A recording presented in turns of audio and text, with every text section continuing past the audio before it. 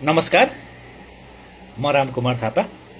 म मनोविमर्शकर्ता नीलकण्ठ नगरपालिकामा काम गर्छु। आज म बालबालिकालाई प्रयोग गर्न नहुने 10वटा शब्दहरू, वाक्यहरू र भनाइहरू तपाईँहरूको माझ राख्न गइरहेको छु, जसले बालबालिकाको मानसिक स्वास्थ्य र बालबालिकाको चित्त दुख्ने काम, मन दुख्ने काम र उनीहरूलाई समस्या बनाउने काम चाहिँ अभिभावकले गरेछ कि छैन। 10वटा कुराकानी छ। मैले केही समय अगाडि एउटा भिडियो बनाएको थिएँ, जुन भिडियो अत्यधिक तपाईँहरूले रुचाउनु भएको थियो, हेर्नु भएको थियो र जसले तपाईँहरूले बालबालिकालाई यी शब्दहरू प्रयोग गर्नुहुन्न, ती अभिभावकहरूलाई म हार्दिक धन्यवाद दिन चाहन्छु, बधाई भन्न चाहन्छु।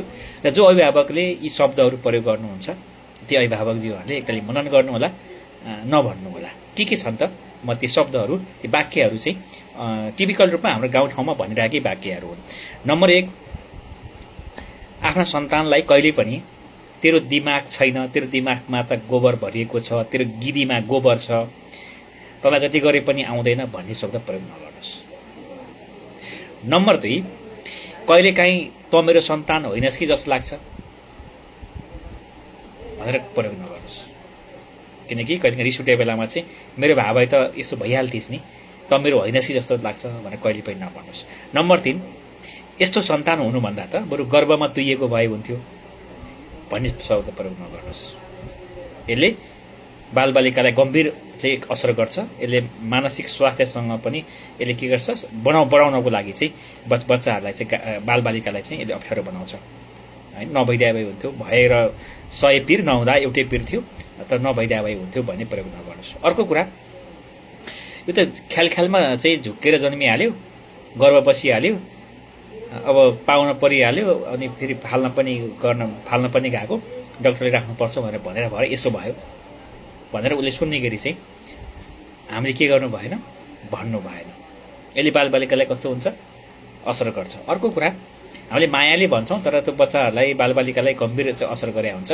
तिमीलाई चाहिँ हामीले बाटामा भेट्टाएर लिएर आएको, तिमी त रोइरहेको थियो, पानी परिरहेको थियो, अनि घारीमा चाहिँ तिमी रोइरहेको थियौ, हामीले तिमीलाई पाल्न ल्याएको भन्ने कुराहरू प्रयोग नगर्नुहोस्, जसले बच्चालाई भावनात्मक रूपमा एकदम के गर्छन्, कमजोर बनाउँछन्। अर्को कुरा, तँलाई आफूलाई देखेर लाज लाग्दैन, तँलाई यति नै आउँदैन, तँ यति नै जान्दैनस् भनेर कहिले पनि नभन्नुहोस्। अर्को, कहिले पनि आफ्ना सन्तानलाई तैँले कहिले पनि केही गरेर खाँदैनस् पनि नभन्नुहोस्।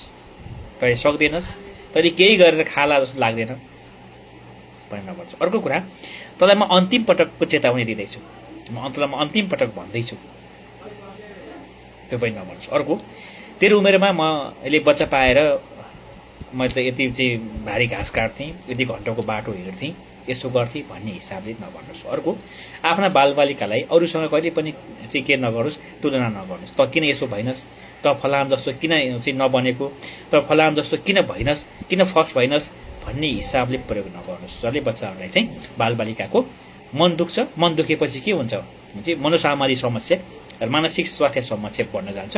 टिपिकल रूपमा हामीले यी शब्दहरू प्रयोग गरेका छ कि छैन, यी शब्दहरू प्रयोग गर्नु भएको रहेछ भनेदेखि चाहिँ अभिभावकज्यूहरूले यो छोडिदिनु होला।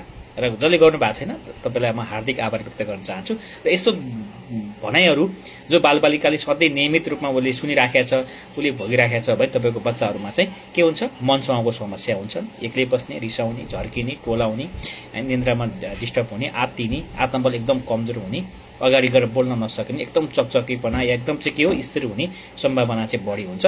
यी शब्द सामान्य शब्द हो, तर हामीले प्रयोग गर्दाखेरि चाहिँ उसको मानसिक स्वास्थ्यमा कस्तो गम्भीर असर पर्छ भनेर हामीले बुझ्यौँ।